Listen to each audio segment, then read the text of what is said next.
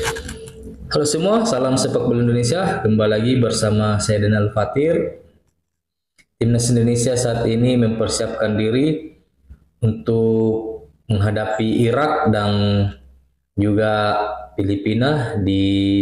putaran kedua kualifikasi Piala Dunia zona Asia yang akan berlangsung pada 6 Juni dan juga 11 Juni. Tetapi sebelum menghadapi dua laga ini, timnas Indonesia harus menghadapi Tanzania di laga uji coba pada tanggal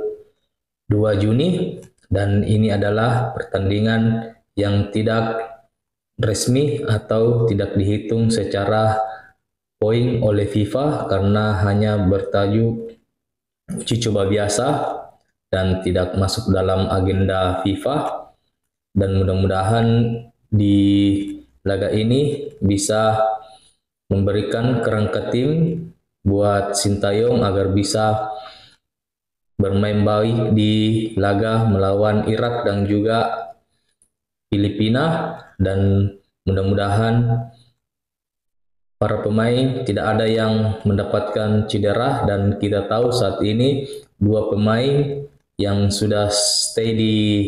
Indonesia yaitu Sen Patinama dan juga Ragnar Ortmangung, yang kita tahu saat ini kedua pemain ini sudah berada di Indonesia untuk menjalani masa libur setelah kompetisi di Eropa sudah berakhir, dan mudah-mudahan secepatnya para pemain bisa berkumpul di Jakarta karena mengingat sudah tanggal 23 dan timnas Indonesia akan melaksanakan TC pada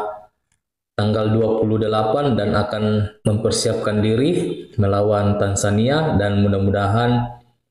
bisa secepatnya beradaptasi dengan cuaca yang ada di Indonesia karena kita tahu pada laga ini akan berlangsung pada sore hari dan kita tahu cuaca di Jakarta dan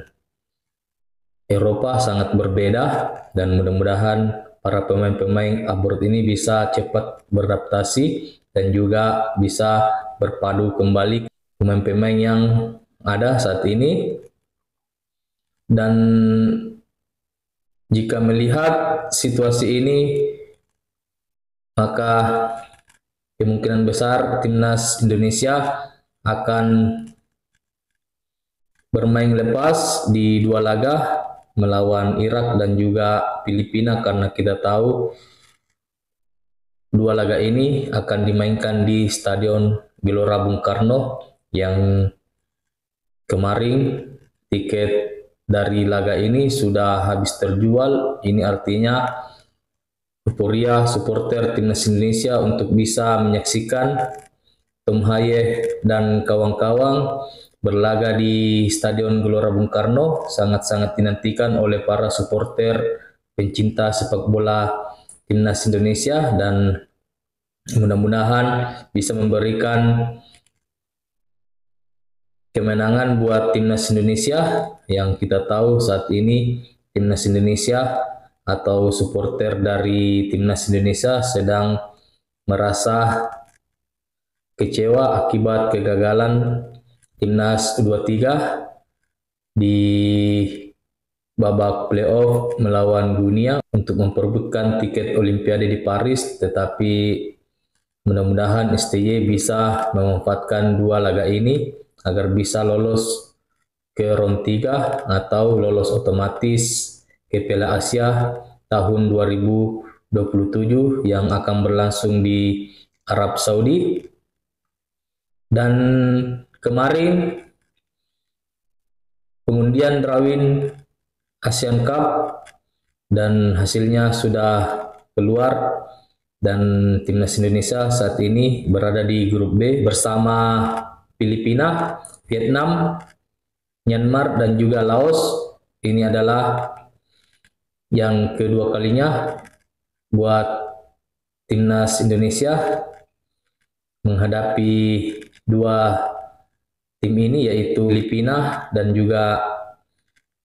Vietnam. tetapi Vietnam sudah 3 kali berada satu grup dengan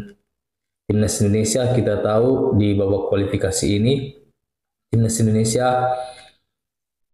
berada satu grup dengan Vietnam dan juga Filipina, dan pada saat Piala Asia